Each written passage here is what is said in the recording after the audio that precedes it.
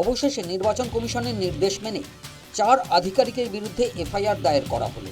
ময়না এবং বারুইপুর পূর্বের 2 ইআরও এবং 2 এইআরওর বিরুদ্ধে পক্ষপাতিত্ব এবং নিয়ম বহির্ভূতভাবে কাজ করার অভিযোগ ওঠে।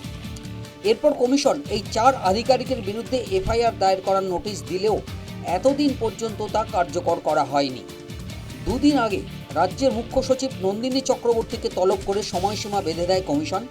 মঙ্গলবারই ছিল সময়সীমার শেষ দিন, তার মধ্যেই এফআইআর দায়ের করা হলো। सस्पेंड भी करना चाहिए, एफआईआर भी करना चाहिए।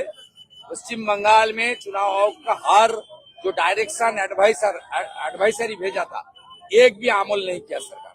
सीधा चीफ मिनिस्टर ने खुद अपने पैड में, चीफ मिनिस्टर का पैड यूज नहीं कर सकते, पार्टी का पैड यूज कर सकता है।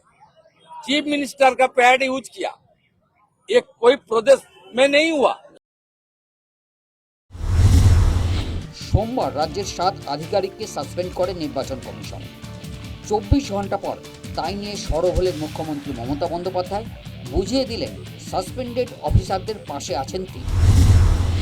ইআরওদের সাসপেন্ড করলেন, কারণটা কি? তো আপনারা যে ইআরওদের সাসপেন্ড করলেন তাদের কাছে একবারও জানতে চেয়েছেন যে তাদের অপরাধটা কি, তাদের দোষটা কি? চলছে শুনানি বিতর্ক।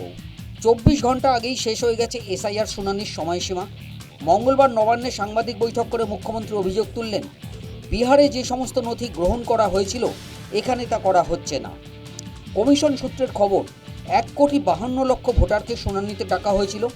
এদের জমা দেওয়া তথ্যে অসঙ্গতি লক্ষ্য করা গেছে। তার ভিত্তিতেই নতুন করে তথ্য জমা দেন ডাক পাওয়া ভোটাররা। কমিশন সূত্রের খবর, এদের মধ্যে 2.08 লক্ষ ভোটার উপযুক্ত নথি জমা দিতে পারেননি। চূড়ান্ত ভোটার তালিকায় এদের নাম বাদ পড়ার সম্ভাবনা প্রবল। বেশ কিছু ভোটার নথি জমা দিয়েছেন, কিন্তু এইআরওরা তার সময়ে আপলোড করেননি। কমিশনের পোর্টাল বন্ধ হয়ে যাওয়ায় নতুন করে তারা আর কোনো নথি আপলোড করতে পারবেন না। অর্থাৎ 2 লক্ষের পরেও বেশ কিছু ভোটারের নাম বাদ যাওয়ার সম্ভাবনা। 58 লক্ষ ভোটার প্রথমেই এআই করে ইলেকশন কমিশনের কথা বলছি না, তুগলকি কমিশনের একজন বিজেপি কন্যা, তিনি আইটি সেলের মাধ্যমে এআই করে বাদ দিয়ে দিলেন 58 লক্ষ ভোটারকে, যাদের মধ্যে অনেক জেনুইন ভোটার আছে। সেই চ্যাপ্টারটা কোথায় গেল? সোমবারই নির্বাচন কমিশন 7 আধিকারিককে সাসপেন্ড করেছে। নিয়ম না মেনে কাজ করার অভিযোগ রয়েছে অভিযুক্তদের বিরুদ্ধে। মঙ্গলবার আরও 3 মাইক্রো অবজারভারকে সাসপেন্ড করল কমিশন। ডিইওদের রিপোর্টের ভিত্তিতে এই সিদ্ধান্ত নেওয়া হয়। সাসপেন্ডেড আধিকারিকদের হয়ে সরব হয়েছেন মুখ্যমন্ত্রী, পাল্টা সরব হয়েছেন বিরোধী দলনেতাও। মুখ্যমন্ত্রী ভয় দেখাচ্ছেন, যত ভয় দেখাবেন কমিশন তত ব্যবস্থা নেবে।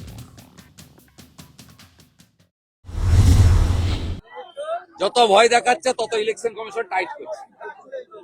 যত ভয় দেখাচ্ছে 440 ভোল্টেজ, তো ভয় দেখানোর কথাবার্তা। উনি 27 ফেব্রুয়ারি 2025 থেকে ভয় দেখাচ্ছেন, কোনো লাভ হবে না, এতে কোনো লাভ হবে না। ইলেকশন কমিশন ঠিক রাস্তায় আছে, অ্যাকশন নিচ্ছে, সাসপেন্ড করছে, এফআইআর করছে, যা যা করার ইলেকশন কমিশন করছে।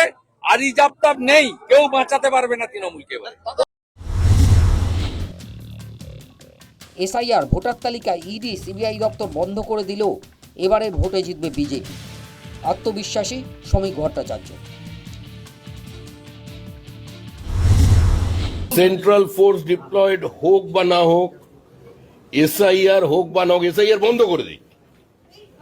ইডি সিবিআই এর অফিসে তালা লাগিয়ে দিক, ইনকাম ট্যাক্স জিএসটি কে নোটিশ পাঠাতে বারণ করে দিক, পশ্চিমবঙ্গ পুলিশ দিয়ে মমতা ব্যানার্জি নির্বাচন করিয়ে দিক, তারপরেও এবার তৃণমূল হারবে।